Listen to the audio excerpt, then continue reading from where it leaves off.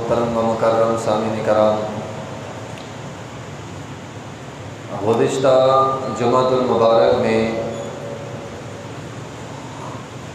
دجال کے حوالے سے، دجال کے آنے سے پہلے چند ضروری نشانیاں جو نبی علیہ الصلوۃ والسلام نے ہمیں بیان فرمائی ہیں، اس حوالے سے ہم نے پڑھا تھا، اور آج کے اس خطبے میں اسی سلسلے کو ہم آگے جاری رکھیں گے۔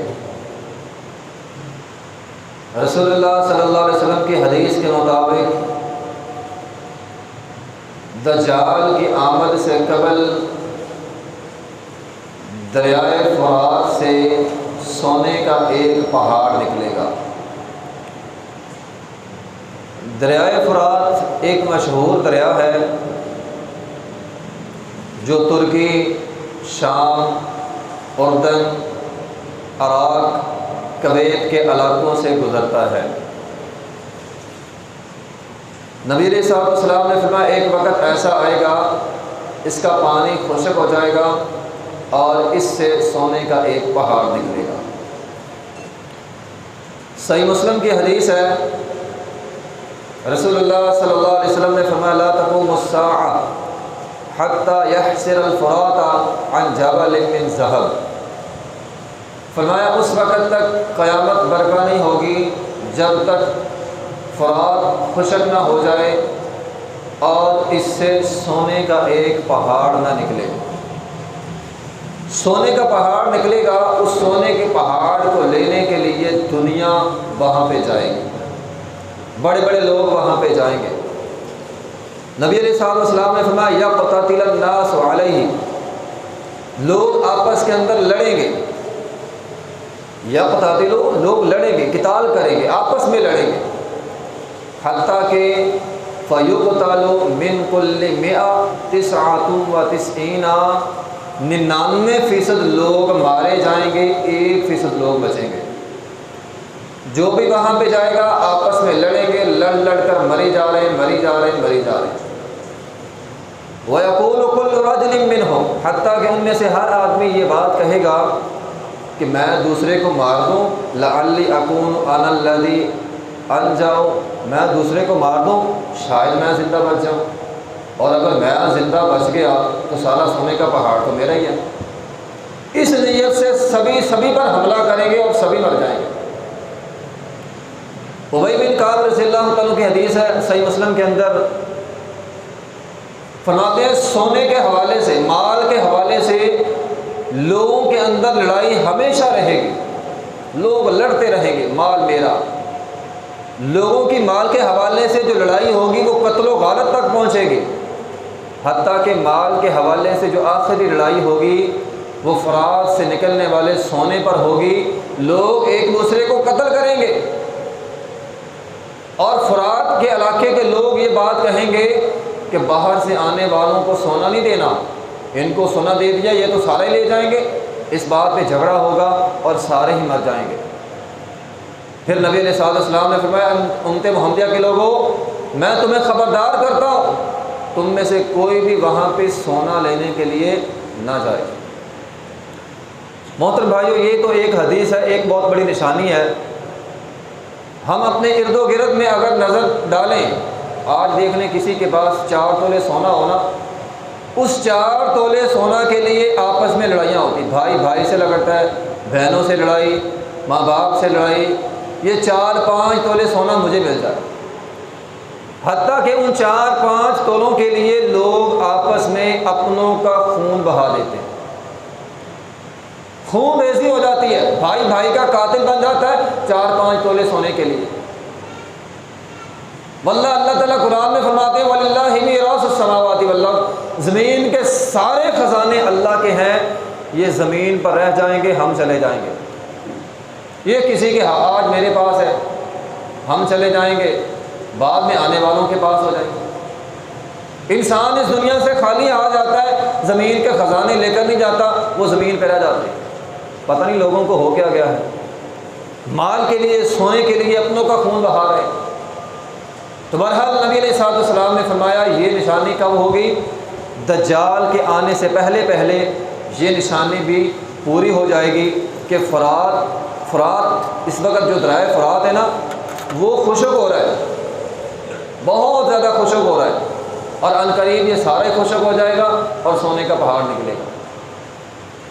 اسی طرح دجال کی آمد کے حوالے سے ایک بہت بڑی نشانی جس کا تذکرہ صحیح مسلم کی ایک لمبی حدیث میں ہے، وہ حدیث تمیم داری کے حوالے سے مشہور ہے۔ تمیم داری ایک صحابی رسول ہے، ان کے نام پر ایک بڑی حدیث مشہور ہے، صحیح مسلم کی صحیح حدیث ہے، دجال کے حوالے سے ہے۔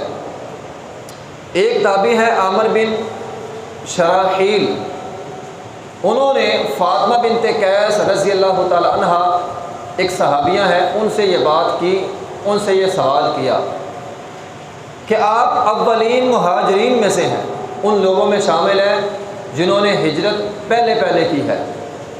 آج آپ مجھے وہ حدیث سنائیں جو آپ نے نبی علیہ الصلوۃ والسلام کی زبان مبارک سے خود سماعت کی ہے۔ آج وہ حدیث میں آپ سے سننا چاہتا ہوں۔ اب صحابیہ فاطمہ بنت قیس رضی اللہ عنہ فرمایا بیٹھ جاؤ، آج آپ کو وہ حدیث سناؤں گی جو میں نے نبی علیہ الصلوۃ والسلام کی زبان سے خود سنی ہے۔ فاطمہ بنت قیس فرماتی ہیں ایک دن نبی علیہ الصلوۃ والسلام نے ایک آواز دینے والے کو بھیجا، وہ لوگوں کو بلا رہا تھا کہ نماز پڑھنے کے لیے مسجد میں آ جاؤ۔ اس کا بلانے کا انداز کچھ ایسا تھا کہ ہم نے سمجھ لیا آج معاملہ کچھ اہم معاملہ ہے، نماز تو پڑھنی ہے، ساتھ کوئی اہم معاملہ بھی ہے۔ کہتی ہیں فخرجت الی المسجد، میں بھی نکلی، عورتیں بھی نکلی مسجد میں، چلو جا کر نماز پڑھیں اور جس اہم معاملے کے لیے نبی علیہ الصلوۃ والسلام نے بلایا وہ بھی سماعت فرما لیں۔ کہتی میں بھی نکلی، فصلیت مع رسول اللہ صلی اللہ علیہ وسلم، مع رسول اللہ صلی اللہ علیہ وسلم، میں نے نبی علیہ الصلوۃ والسلام کے ساتھ جو ہے وہ نماز پڑھی۔ نماز پڑھنے کے بعد نبی علیہ الصلوۃ والسلام جب نماز سے فارغ ہوئے، جلس علی المنبر، آپ منبر پر تشریف فرما ہوئے اور آپ نے لوگوں کو مخاطب کیا۔ جب آپ منبر پر بیٹھے نا، وَهُوَ يَضْحَكُ، آپ مسکرا رہے تھے، آپ کے چہرے پر ایک مسکراہٹ تھی، اور ساتھ ہی آپ نے فرمایا لِيَلْزَمْ كُلُّ إِنسَانٍ مُصَلَّاهُ، بھئی تم میں سے ہر آدمی، یہ حدیث کے الفاظ ہیں، ہر آدمی دھیان سے بیٹھے، اپنی جگہ پر بیٹھا رہے اور میری بات دھیان سے سنیں، چونکہ یہ اگلی بات بڑی اہم ہے، اس لیے اگلی بات سنانے کے لیے آپ لوگوں کی بھی توجہ چاہیے۔ اگر آپ پوری توجہ سے یہ نبی علیہ الصلوۃ والسلام کا فرمان سنیں گے نا، انشاءاللہ دجال کے حوالے سے باتیں ہمیں سمجھ میں آئیں گی، چونکہ نبی علیہ الصلوۃ والسلام کی بات سنانے کے لیے صحابہ کرام کو متوجہ کر رہے، فرمایا ہر آدمی اپنی اپنی جگہ پر بیٹھا رہے، کوئی کھڑا نہ ہو، کوئی جائے نہ، آج بڑی اہم بات آپ لوگوں سے کرنے لگا ہوں۔ پھر نبی علیہ الصلوۃ والسلام نے فرمایا اے میرے صحابہ، اتدرون لما جمعتکم، کیا تم جانتے ہو آج میں نے تم کو کس لیے یہاں پہ جمع کیا ہے؟ صحابہ کرام نے کہا لا نہیں، ہم نہیں جانتے، اللہ و رسول عالم، اللہ اور اس کا رسول بہتر جانتا ہے، ہم نہیں جانتے آپ نے ہمیں یہاں پہ کیوں جمع کیا ہے۔ نبی علیہ الصلوۃ والسلام نے فرمایا انی واللہ ما جمعتکم لرغبۃ ولا لرہبۃ، واللہ اللہ کی قسم آج میں نے تمہیں نہ ڈرانے کے لیے جمع کیا ہے، نہ کسی چیز کی ترغیب دلانے کے لیے جمع کیا۔ عمومی طور پر کیا ہوتا تھا، نبی علیہ الصلوۃ والسلام جب صحابہ کرام کو مسجد میں جمع کرتے تھے، یا تو آپ فرماتے تھے بھی فلاں قبیلہ میرے پاس آیا، غریب لوگ ہیں ان کی مدد کرو، آپ خرچ کرنے کے لیے صحابہ کرام کو جمع کرتے تھے، فلاں لشکر ہے، فلاں قافلے والے ہیں، غریب ہیں، کنگال ہیں، ان کی مدد کرو۔ یا نبی علیہ الصلوۃ والسلام قیامت کے احوال لوگوں کو بتلاتے تھے، ڈراتے تھے، فرمایا آج نہ کوئی ترغیب ہے نہ کوئی ڈرانا ہے، اور آپ کے چہرے پر ایک مسکراہٹ تھی۔ پھر نبی علیہ الصلوۃ والسلام نے فرمایا کنت احدثکم عن المسیح الدجال، فرمایا میں تمہیں دجال کے بارے میں بتلاتا رہتا ہوں، دجال کے حوالے سے میں نے بہت ساری خبریں تمہیں دی ہیں، آج میرے پاس دجال کے حوالے سے ایسی خبر آئی ہے، ایسی معلومات آئی ہے کہ میری کہی ہوئی ساری باتیں سچ ہو گئی ہیں۔ وہ کیسے؟ نبی علیہ الصلوۃ والسلام نے فرمایا یہ تمہارے پاس ایک آدمی بیٹھا ہے، اس کا نام ہے تمیم داری، ایک شخص تھا جس کا نام تھا تمیم داری، فرمایا آج میرے پاس یہ تمیم داری آیا ہے، اور یہ آدمی کان رجلا نصرانیا، پہلے عیسائی تھا، عیسائی تھا، اب یہ میرے پاس آیا، فجاء فبايع واسلم، اب یہ میرے پاس آیا ہے، اس نے میرے ہاتھ پر بیعت کی ہے اور مسلمان ہو گیا، اب یہ صحابی رسول صلی اللہ علیہ وسلم، اب یہ صحابی بن گیا۔ اب اس سے آگے تمیم داری کی حدیث شروع ہوتی ہے۔ تمیم داری نے آ کے نبی علیہ الصلوۃ والسلام کو بیان کیا کہ ہم 30 لوگ تھے، 30 بندے تھے، مختلف قبیلوں کے لوگ تھے، 30 لوگ، ہم ایک بحری جہاز پہ سفر کر رہے تھے۔ اچانک ایک سمندری طوفان آیا جس کی وجہ سے ہمارا جو بحری جہاز تھا نا اس کا کنٹرول ہم نے کھو دیا۔ اب سمندری طوفان تو ختم ہو گیا لیکن ہمیں پتہ نہیں چل رہا تھا کس سمت جانا ہے، کوئی جدید ٹیکنالوجی تو تھی نہیں، موبائل تو تھے نہیں، میپ تو تھا نہیں کہ فوراً میپ نکالیں، لوکیشن پتہ کریں اور سفر پہ رواں دواں ہو جائے، یہ سارا جدید نظام تو تھا نہیں۔ جو لوگوں کے اس دور کے اندازے ہوتے تھے اس کے مطابق اب اندازہ نہیں ہو رہا تھا کہ ہم نے کس سمت جانا ہے۔ فرماتے ہیں ہم بحری جہاز پہ اسی طرح بھٹکتے رہے حتیٰ کہ 30 دن گزر گئے، ایک مہینہ، 30 دن، پورے 30 دن ہم ایسے ہی بحری جہاز پہ کبھی ادھر جا رہے ہیں، کبھی ادھر جا رہے ہیں، کبھی ادھر جا رہے ہیں، کبھی ادھر جا رہے ہیں، کوئی پتہ نہیں چل رہا کہاں جانا ہے۔ 30 دن گزرنے کے بعد ہمیں ایک جزیرہ نظر آیا۔ جزیرہ کہتے ہیں سمندر کے درمیان تھوڑی سی خشک جگہ ہوتی ہے، اس کو جزیرہ کہتے ہیں۔ آج بہت سارے ممالک جزیروں پر مشتمل ہیں، یہ مالدیپ ہے ہمارے پاس، پورا کا پورا ملک ہی جزیروں پر مشتمل ہے۔ تو کہتے ہیں ہمیں ایک جزیرہ نظر آیا، ہم اس کے پاس گئے، مغرب کا وقت ہو چکا تھا، ہم نے ایک چھوٹی کشتی لی، 30 لوگ اس کشتی پہ سوار ہو گئے، ہمارا جو بڑا جہاز تھا وہ ہم نے دور ہی رکھا اور چھوٹی کشتی پہ سوار ہو کے ہم اس جزیرے میں چلے گئے۔ اب وہاں پہ مغرب کا وقت تھا، اچانک ہم نے دیکھا فلاکیتہم دابہ، ہمیں ایک نا جانور قسم کا چیز نظر آئی، جیسے جانور ہوتا ہے، پتہ نہیں چل رہا تھا یہ جانور ہے یا انسان ہے، ہم نے اندازہ لگایا، ہمیں پتہ نہیں چلا۔ اس کی حالت ایسی تھی کہ وہ جسم پہ لمبے لمبے بال تھے اور بڑے بڑے تھے اور بہت زیادہ بال تھے، اس کا سارا جسم بالوں کے اندر چھپا ہوا تھا، حتیٰ کہ ہمیں یہ بھی پتہ نہیں چل رہا تھا اس کا اگلا حصہ کون سا ہے، اس کا پچھلا حصہ کون سا ہے۔ فلاکیتہم دابہ، ایسا جانور ہمیں مل گیا۔ خیر ہم نے اسے پوچھا بھی ویلکی انتی، اور تو کیا چیز ہے، تیرا ستیہ ناس ہو، جس طرح ہم پنجابی میں کہتے ہیں تیرا بیڑا گرک جائے، اور تیرا ستیہ ناس ہو، تو کیا ہے، کیا چیز ہے تو؟ اس نے کہا انا الجساسہ، میں جاسوس ہوں۔ ہم نے کہا جاسوس ہے، وما الجساسہ، بھی کس کے جاسوس ہو، کس کے جاسوس ہو؟ اس نے کہا جی انطلقوا الی ھذا الرجل فی الدیر، وہ جو دور تمہیں ایک محل نما ایک جگہ تھی وہ ہمیں نظر آئی، اس نے کہا وہاں پہ چلا جاؤ، وہاں پہ ایک آدمی ہے، فإنہ الی خبرکم بالاشفاق، وہ تم سے ملنے کا بڑا شوق ہے اسے، وہ تم سے ملنے چاہتا ہے، میں اس کا جاسوس ہوں۔ یہ کہتے ہیں کہ ہم نے کہا یہاں سے نکلو، یہ کیسا انسان ہے، ان تکون شیطان، یہ تو شیطان ہے، ٹھیک ہے نا، یہ تو شیطان ہے، بندہ تو ہے نہیں، نہ بندہ ہے نہ انسان ہے، یہ بولا ہے ہمیں پتہ نہیں چلا، اس کا منہ نظر نہیں آیا۔ یہ ہمارے یہاں بھی معاشرے میں کچھ ایسے ملنگ ہوتے ہیں، سال ہر سال سے کبھی نہائے نہیں ہوتے، داڑھی بھی بڑی بڑی، سر کے بال بڑے بڑے، مونچھیں بڑی بڑی، جسم کے بال ہیں اتنی بڑی بڑی مونچھیں ہوتی ہیں، بولتے ہیں پھر بھی منہ نظر نہیں آتا۔ یہ تو آج کے زمانے میں بھی ایسا دیدار آپ نے کسی جگہ کیا ہوگا ایسا انسان، تو وہ تو پھر ایک عجوبہ تھا، کہتے ہیں یہ تو بڑا عجوبہ جا بندہ ہے، یہاں سے نکلو بھی چلو۔ کہتے ہم وہاں سے چلے گئے، جب ہم اس کی بتائی ہوئی جگہ پر پہنچے، محل نما جگہ پہ، تو ہم نے دیکھا وہاں پہ ایک عظیم الجثہ آدمی تھا، مضبوط آدمی، اس کے ہاتھ اس کی گردن پر بندھے ہوئے تھے اور گھٹنوں سے لے کر ٹخنوں تک زنجیروں سے بیڑیوں سے جکڑا ہوا آدمی تھا۔ ہم نے کہا لاؤ جی، ایک پیچھے عجوبہ چھوڑ کے آئے ہیں، ایک آگے عجوبہ آ گیا ہے۔ ہم نے اسے بھی کہا قلنا ویلک من، اور تو کون ہے بھی، تیرا ستیہ ناس ہو، تو کون ہے، تو کیا چیز ہے؟ اس نے کہا قال قد قدرتم علی خبری، تم میرے پاس پہنچے ہو، اس لیے پہلے تم بتلاؤ، فاخبرونی ما انتم، تم کون ہو، پہلے اپنا تعارف کرواؤ پھر میں تمہیں بتلاؤں گا۔ تمیم داری کہتے ہیں ہم نے کہا نحنو اناس من العرب، ہم تو عربی لوگ ہیں، عرب سے آئے ہیں۔ پھر اپنا واقعہ سنایا، ہم تو بحری جہاز پہ سوار تھے، ہمارا بحری جہاز سمندری طوفان کی وجہ سے ہم بھول گئے کہاں جانا ہے، ہمیں راستہ نہیں مل رہا تھا۔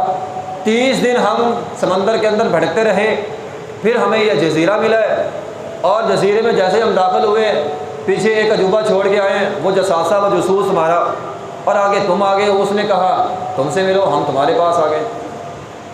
اس نے کہا اچھا مجھے یہ بتلاؤ، اخبرونی عن نخل بیسان، بیسان یہ ایک شہر ہے، فلسطین کا ایک علاقہ ہے، اس کو بیسان کہا جاتا ہے۔ اس نے کہا بیسان کے کھجوروں کے درخت کے بارے میں مجھے بتلاؤ۔ ہم نے کہا تو اس کے حوالے سے کیا پوچھنا چاہتا ہے؟ اس نے کہا مجھے بتلاؤ کہ وہ جو کھجوریں ہیں، حل یثمرو، کیا وہاں سے کھجوریں آ رہی ہیں؟ قلنا، ہم نے کہا جی ہاں، نعم جی ہاں، بڑی کھجوریں، وہاں سے تو بڑی کھجوریں آتی ہیں۔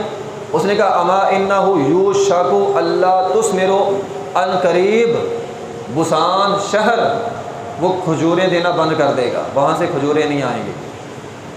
پھر اس نے دوسرا سوال کیا، اس نے کہا اخبرونی ان بحیرہ طبریہ، مجھے بحیرہ طبریہ کی جو جھیل ہے نا اس کے متعلق بتلاؤ۔ ہم نے کہا کہ قلنا عن ای شأنہا، تم اس کے بارے میں کیا پوچھنا چاہتے ہو؟ بحیرہ طبریہ جو جھیل ہے اس کے متعلق کیا پوچھنا چاہتے ہو؟ اس نے کہا حل فیہا ماء، کیا اس میں پانی ہے؟ ہم نے کہا وافر کثیرۃ الماء، بڑا پانی سے جھیل ساری بھری ہوئی ہے۔ اس نے کہا ان قریب ایک ایسا زمانہ آئے گا کہ اما ان ماءہا یوشک ان یذھب، اس کا پانی سارا چلا جائے گا، پانی سارا خشک ہو جائے گا۔ پھر اس نے تیسرا سوال کیا، وہ کہنے لگا اخبرونی عن عین زغر، مجھے زغر کے چشمے کے بارے میں بتلاؤ۔ ہم نے وہی سوال کیا، تو نے اس زغر کے چشمے کے بارے میں ہم سے کیا پوچھنا ہے؟ وہ کہنے لگا مجھے بتلاؤ حل فی عین الماء، کیا اس چشمے میں پانی ہے؟ وحل یزرع اہلھا بماء العین، کیا لوگ اس چشمے سے اپنے کھیت کو سراب کرتے ہیں؟ ہم نے کہا بالکل کرتے ہیں، پانی وافر ہے۔ اس نے پھر وہی بات کہی کہ یہ چشمہ بھی عنقریب کیا ہو جائے گا، خشک ہو جائے گا۔ پھر اس نے چوتھا سوال کیا، وہ کہنے لگا اخبرونی عن نبی الامیین، مجھے امیوں کے نبی کے بارے میں بتلاؤ۔ ما فعل، اس کا کیا بنا؟ ایک نبی نے آنا تھا، بتلاؤ آ گیا ہے؟ ہم نے کہا بالکل وہ آ گیا ہے۔ خرج من مکہ، وہ مکہ سے نکلا ہے، اور ونزل یثرب، اس وقت وہ یثرب میں چلا گیا ہے۔ اس نے وہ بڑا حیران ہوا کہ نبی آ گیا ہے؟ ہم نے کہا بالکل آ گیا ہے۔ پھر اس نے کہا قال اقتلہ العرب، کیا عرب نے اس نبی سے لڑائی کی ہے؟ ہم نے کہا بالکل کی ہے۔ اس نے کہا نتیجہ کیا نکلا؟ ہم نے کہا نتیجہ یہ ہے کہ اس وقت وہ نبی عرب پر غالب آ چکا ہے، بڑے بڑے قبیلوں نے، بڑے بڑے لوگوں نے، بڑے بڑے علاقوں نے اس پیغمبر کے ہاتھ پر بیعت کر لی ہے۔ اس آدمی نے کہا بالکل ٹھیک ہے، اما ان ذالک خیر لہم ان یطیعوہ، عرب والوں کی خیر اسی میں ہے کہ اس پیغمبر کی بات مان لیں، جب تک یہ اس پیغمبر کی بات مانے رکھیں گے خیر پر رہیں گے۔ اس کا یہی جملہ سن کر تمیم داری رضی اللہ تعالیٰ نبی علیہ السلام کے پاس آئے تھے اور آ کر اسلام قبول کر لیا تھا، جبکہ وہ خود پہلے عیسائی تھے۔ پھر اس نے کہا ہاں اب میرے 4 سوال ہو گئے ہیں، انی مخبرکم عنی، اب میں تمہیں اپنے بارے میں بتلاتا ہوں میں کیا چیز ہوں۔ ہم نے کہا تو کیا چیز ہے بتلاؤ۔ اس نے کہا انا المسیح، میں مسیح دجال ہوں، میں ہوں مسیح دجال، ان قریب میں نکلوں گا زمین پہ، اور جب میں نکلوں گا میں پوری زمین کا چکر لگاؤں گا، اور میرا پوری زمین کا چکر 40 دنوں میں ہوگا۔ 40 دنوں میں پوری زمین کا چکر لگاؤں گا، میں دنیا کے ہر کونے پہ جا سکوں گا سوائے مکہ کے اور مدینہ کے۔ مکہ اور مدینہ مجھ پر حرام ہے، میں وہاں پہ نہیں جا سکتا۔ جب میں وہاں پہ جانے کی کوشش کروں گا فرشتے ننگی تلواریں لے کر میرا استقبال کر رہے ہوں گے، وہ مجھے نہیں جانے دیں گے۔ جب یہ بات ہوئی نبی علیہ الصلوۃ والسلام فاطمہ بنت قیس رضی اللہ عنہ فرماتی ہیں نبی علیہ الصلوۃ والسلام نے اپنی لاٹھی جو ہاتھ میں پکڑی ہوئی تھی نا وہ منبر پر اس طرح زور سے ماری اور مار کر فرمایا لوگوں یہ بات دھیان سے سنو، ہاذہ طیبہ ہاذہ طیبہ ہاذہ طیبہ، یہ ہے وہ مدینہ، یہ ہے وہ مدینہ، یہ ہے وہ مدینہ کہ جس کے بارے میں تمہیں کہا کرتا تھا کہ دجال مدینہ نہیں آ سکے گا۔ فرمایا مجھے تمیم داری کی باتیں اچھی لگی ہیں اور یہ بات حقیقت ہے، دجال کبھی بھی مدینہ نہیں آ سکے گا۔ پھر نبی علیہ الصلوۃ والسلام نے فرمایا میرے صحابہ یہ بات یاد رکھنا، دجال ملک شام کے یعنی بحر جو شام کا سمندر ہے نا وہاں سے آئے گا۔ اور پھر نبی علیہ الصلوۃ والسلام نے مشرق کی طرف اشارہ کیا، فرمایا دجال عنقریب مشرق سے آئے گا، دجال عنقریب مشرق سے اس کا ظہور ہوگا۔ اس حدیث میں 4 باتیں ہیں، یہ صحیح مسلم کی حدیث ہے۔ پہلا سوال اس کا تھا بیسان کا شہر، یہ شہر فلسطین کا حصہ ہے۔ پہلے تو یہ خلافت عثمانیہ کے پاس تھا، لیکن جب برطانیہ آیا خلافت عثمانیہ ٹوٹی، اس وقت یہ خلافت عثمانیہ سے آزاد ہو گیا تھا، یہ غالباً 1922 میں۔ اور پھر جب اسرائیل بنا، نجائز ریاست بنی 1948 میں، تب اس شہر پر اسرائیلیوں نے قبضہ کر لیا۔ چونکہ اسرائیلیوں نے اس کی دیکھ بھال اچھی طریقے سے نہیں کی تھی، اس وقت بیسان شہر کھجوروں سے ختم ہو چکا ہے۔ یہ دنیا کا وہ شہر تھا جو کھجوروں کے حوالے سے جانا جاتا تھا، اس کی پہچان کھجوروں والا شہر تھا، اس کا نام کھجوروں والا شہر۔ اب یہ کھجوریں اس کی ختم ہو چکی ہیں۔ دوسرا تبریہ جھیل، تبریہ جھیل یہ دریائے اردن کے پاس ہے، یہ بیسان شہر بھی دریائے اردن کے پاس ہے اور تبریہ جھیل بھی دریائے اردن کے پاس ہے، اور اس کا پانی دریائے اردن سے آتا ہے اور اس کا پانی بڑا میٹھا ہے، بلکہ اس وقت کہا جاتا ہے اس وقت جو اسرائیلی میٹھا پانی استعمال کرتے ہیں وہ تبریہ جھیل کا کرتے ہیں، اور یہ جھیل آہستہ آہستہ خشک ہو رہی ہے، اس میں بڑے بڑے گڈھے پڑ گئے ہیں اور اسرائیلی کبھی نہیں چاہتے یہ جھیل خشک ہو۔ وہ کہتے ہیں اگر یہ خشک ہوگی نا تو میٹھا پانی ہم کہاں سے لیں گے۔ وہ بڑے مصنوعی طریقے استعمال کرتے ہیں، بحیرہ احمر سے انہوں نے پائپ لائن کے ذریعے بھی پانی ڈالنے کی کوشش کی ہے، لیکن بڑے بڑے گڈھے بن گئے ہیں، پانی پھر بھی کم ہو رہا ہے، آہستہ آہستہ اب تھوڑا سا پانی رہ گیا، وہ بھی کم ہونے والا ہے۔ پھر آگے تھا زغر کا چشمہ۔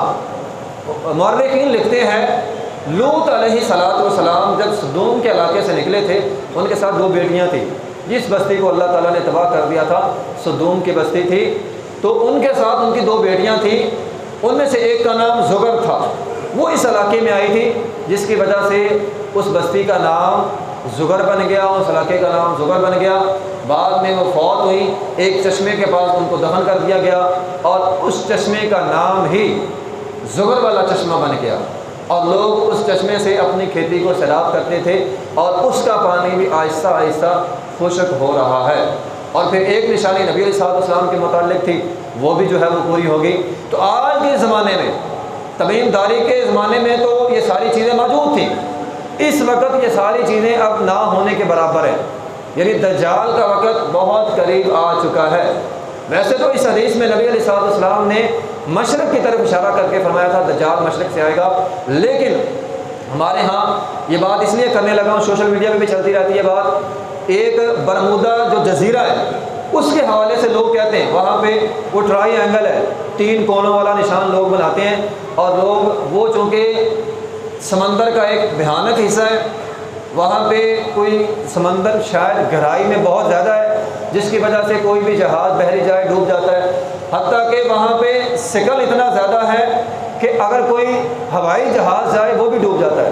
امریکہ کے 5 ہوائی جہاز وہاں پہ ڈوب گئے تھے اور 50 یا اس سے بھی زیادہ بحری جہاز وہاں پہ ڈوبے ہوئے ہیں۔ لوگ یہ سمجھتے ہیں کہ وہ شاید ایسا جزیرہ ہے جہاں سے دجال آئے گا، لیکن نبی علیہ الصلوۃ والسلام کی اس حدیث کے مطابق نبی علیہ الصلوۃ والسلام نے فرمایا وہ مشرق سے آئے گا، اور یہ جو برمودا ہے یہ امریکہ کے پاس ہے، یعنی مغرب میں ہے، اس لیے یہ وہ جزیرہ نہیں ہے۔ اس جزیرے کا علم اللہ کو پتہ ہے، اللہ بہتر جانتے ہیں کہاں سے یہ ظالم بے ایمان جو ہے وہ نمودار ہوگا، لیکن یہ وہ اصل دجال نہیں ہے، کیونکہ اگر ہم اور بہت ساری حدیثیں شامل کریں تو جس سے پتہ چلتا ہے کہ یہ وہ دجال نہیں ہے، یہ دجال کے ساتھیوں میں سے ایک بڑا ساتھی تھا۔ چونکہ دجال بہت بڑا فتنہ ہے، بلکہ سب سے بڑا فتنہ ہے، اور دجال سمجھ میں آنے والا فتنہ نہیں ہے، تو یہ اس کے ساتھیوں میں سے ایک ساتھی تھا، کیونکہ صحیحین میں بخاری مسلم میں ایک حدیث موجود ہے، ایک دفعہ نبی علیہ الصلوۃ والسلام نے صحابہ اکرام کو یہ ارشاد فرمایا تھا، فرمایا اے میرے صحابہ آج کا دن، فرمایا آج کا دن، اس وقت جب میں یہ بات کر رہا ہوں، روح زمین پہ جس کے اندر جان ہے، چاہے انسان ہے چاہے جانور ہے، کوئی بھی ہے زمین کے اوپر، فرمایا جس کے اندر جان ہے 100 سال کے اندر مر جائے گا، اگر وہ کوئی آدمی تھا بھی تو وہ اس حدیث کے تحت جو ہے وہ مر چکا ہے۔ تو بہرحال اسی طرح ایک حدیث میں نبی علیہ السلام نے دجال کی آمد کی اور بھی نشانیاں بیان کی ہیں۔ نبی علیہ السلام نے فرمایا، ایک دفعہ صحابی رسول بیان کرتے ابن عمر رضی اللہ تعالیٰ عنہ، ہم نبی علیہ السلام کے پاس بیٹھے ہوئے تھے، آپ نے قیامت کی دجال کی آمد کی نشانیاں بیان کی، فتنوں کا تذکرہ کیا، اور آپ نے فرمایا اے میرے صحابہ ان قریب احلاس کا فتنہ آئے گا۔ ہم نے کہا اللہ کے رسول احلاس کیا چیز ہوتی ہے؟ نبی علیہ السلام نے فرمایا ہی حرب مارا ماری کا فتنہ ہوگا، قتل و غارت کا فتنہ ہوگا، بھاگم بھاگ کا فتنہ ہوگا، اور آج یہ بھی ابو داؤد کی صحیح حدیث ہے، یہ دجال سے پہلے ہوگا، اور آج کے زمانے میں آپ دیکھ لیں مارا ماری کتنی ہے۔ اس حدیث کی میرے خیال میں وضاحت کرنے کی ضرورت نہیں ہے، ہم سب جانتے ہیں اس وقت مارا ماری کا عالم یہ ہے کہ بھائی بھائی کا احساس نہیں کرتا، دور تو بہت دور جانا ہم نے، اولاد اپنے والدین کا احساس نہیں کرتے، جس طرح وہ کہتے ہیں نا خون سفید ہو گیا، آج تو خون سفید، آج تو لوگ جنازہ پڑھتے ہیں نا، پتہ ہوتا ہے جنازہ اگر 9 بجے ہے نا تو 2 منٹ پہلے دکان سے نکلتے ہیں، سیدھا جنازہ گاہ جاتے ہیں، وضو بھی نہیں کرتے، ویسے جنازہ پڑھا واپس آ گئے۔ اس قدر مارا ماری کا عالم ہو چکا ہے۔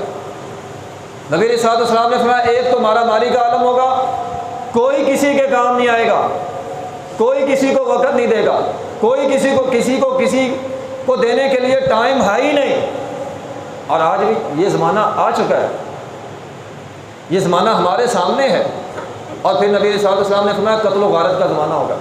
آج تو لوگوں کے دل اتنے سخت ہو گئے ہیں، ایکسیڈنٹ ہو جائے نا، ایکسیڈنٹ ہو جائے، اللہ نہ کرے کوئی حادثہ ہو جائے، ایکسیڈنٹ ہو جائے، ایسے ظالم بدبخت لوگ بھی موجود ہیں جو بیچاروں جن کے ساتھ حادثہ ہو گیا، ان کو پکڑنے کی بجائے ان کے جیب سے موبائل نکال لیتے ہیں، ان کا بٹوا نکال لیتے ہیں، اگر کوئی سونے کی انگوٹھی پہنی ہے کسی خواتین نے تو وہ اتار لیں، بالی اتار لی، خدا خوفی رہ ہی نہیں گئی۔ تو فرمایا ایسا زمانہ آئے گا، مارا ماری کا زمانہ ہوگا، قتل و غارت کا زمانہ ہوگا، یہ زمانہ آ چکا ہے۔ اسی طرح نبی علیہ السلام نے فرمایا فتنہ سرا بھی آئے گا۔ فرمایا وہ کیا ہے؟ فرمایا خوشحالی کا فتنہ ہوگا۔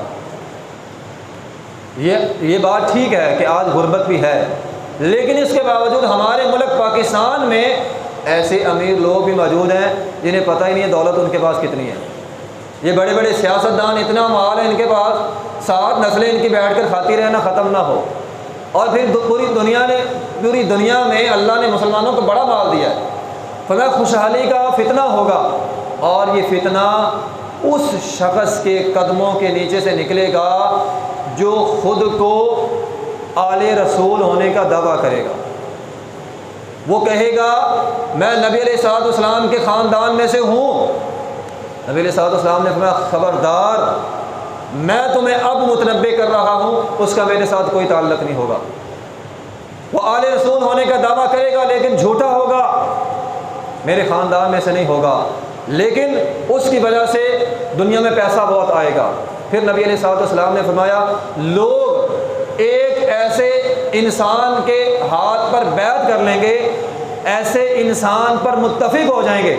حدیث کے الفاظ ہیں کہ وہ انسان علی رجل کورقن علی ضلع، جس کی یہ پیٹھ بھاری ہوگی، یہ جسم کا نچلا دھڑ کا حصہ نا وہ بھاری ہوگا، اس کی پیٹھ بھاری ہوگی، اس کی پسلیاں ہلکی ہوں گی۔ یعنی اس حدیث کا مطلب یہ ہے نادان لوگ، جاہل لوگ مسندوں پہ بٹھا دیا جائیں گے، خلافت پر بٹھا دیا جائیں گے، حکومت ان کو دے دی جائے گی جنہیں حکومت کا کچھ بھی پتہ نہیں ہوگا۔ اور پھر نبی علیہ السلام نے فرمایا کیا تم فتنہ دحیمہ کو جانتے ہو؟ ہم نے کہا نہیں جی، وہ کیا فتنہ ہے؟ نبی علیہ الصلوۃ والسلام نے فرمایا ہولناک فتنے ہوں گے، ایسے ہولناک فتنے ہوں گے، فرمایا میری امت کے ہر شخص پہ ان فتنوں کے آثار ضرور پہنچیں گے، پوری امت پہ، یعنی امت میں سے ایک بھی شخص ایسا نہیں ہوگا جو اس فتنے میں سے تھوڑا سا اثر اسے ضرور نہ ملا ہو۔ اور آج آپ دیکھ لیں، میں اس حدیث کے تحت تو یہ کہہ سکتا ہوں، موبائل دیکھ لیں، ہر آدمی کے پاس ہے، نیک سے نیک بندے کے پاس ہے، وہ بھی چلا رہا ہو نا، آگے کوئی نہ کوئی واحیات چیز آ ہی جاتی ہے۔ تو یہ بھی ان فتنوں میں سے ایک فتنہ ہے کہ جس کا شکار پوری امت مسلمہ ہو جائے گی۔ فرمایا ایسے ایسے فتنے ہوں گے اور اتنی کثیر تعداد میں آئیں گے، فرمایا بندہ یصبح الرجل، صبح مومن ہوگا، ویمسی کافر، شام کو کافر ہو جائے گا، شام کو مومن، صبح کافر۔ ایسا ایسا جرم، ایسے ایسے جرائم ہوں گے کہ بندہ جرم کرے گا کافر ہو جائے گا۔ پھر نبی علیہ الصلوۃ والسلام نے فرمایا لوگوں کے دو قسمیں بن جائیں گی، دو گروہ بن جائیں گے۔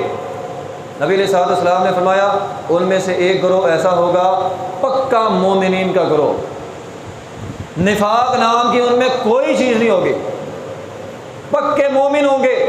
اور دوسرا فرمایا دوسرا وہ لوگ ہوں گے جو منافق ہوں گے، پکے ٹھکے منافق، ایمان نام کی چیز ان میں نہیں ہوگی۔ نبی علیہ الصلوۃ والسلام نے فرمایا جب ایسی صورتحال تم دیکھ لو، فانتظروا الدجال من یومہ او من غدہ، فرمایا دجال یا تو اسی دن آ جائے گا یا پھر اگلے دن آ جائے گا۔ اور آج آپ دیکھ لیں یہ ساری نشانیاں پوری ہو رہی ہیں، مارا ماری کا دور بھی چل رہا ہے، قتل و غارت کا دور بھی چل رہا ہے، اور فتنوں کا شکار بھی پوری امت جو ہے وہ ہو چکی ہے۔ خوشحالی بھی ایک طرح کی ہے اس وقت، یہ نہیں ہے صرف غربت ہے، خوشحالی بھی بہت زیادہ ہے، خوشحالی بھی بہت زیادہ ہو گئی ہے۔ اور پھر نااہل لوگ جن کو حکمرانی کا سرے سے کوئی پتہ نہیں ہے، ان کو حکمرانی کی کرسی جو ہے وہ دے دی جاتی ہے۔ نبی علیہ الصلوۃ والسلام کا یہ فرمان بھی تقریباً پورا ہو چکا ہے۔ تو جو نبی علیہ الصلوۃ والسلام نے دجال کی آمد سے قبل نشانیاں بتلائی تھیں وہ تقریباً آہستہ آہستہ پوری ہو رہی ہیں۔ ہاں اب بڑی بڑی نشانیاں رہ گئی ہیں، وہ سونے کا پہاڑ رہ گیا ہے، وہ ہماری رومیوں کے ساتھ ایک بڑی لڑائی ہوگی وہ رہ گئی ہے، یہ دو چار نشانیاں رہ گئی ہیں۔ باقی نبی علیہ الصلوۃ والسلام نے دجال کے حوالے سے جتنی بڑی نشانیاں بیان کی تھیں ان میں سے آدھی سے زیادہ نشانیاں جو ہے وہ پوری ہو چکی ہیں۔ اس لیے محترم بھائیوں، ہمیں ہر وقت فتنہ دجال سے پناہ مانگنا اور اس کی دعا کرنی چاہیے کہ اللہ تعالی ہمیں ہر وقت فتنہ دجال سے اور اس سے آنے والے پہلے جتنے بھی فتنے ہیں جن کا تذکرہ ہم نے حدیث کے اندر پڑھا ہے، اللہ تعالی ہمیں ان تمام فتنوں سے محفوظ رکھے۔ وآخر دعوانا الحمدللہ رب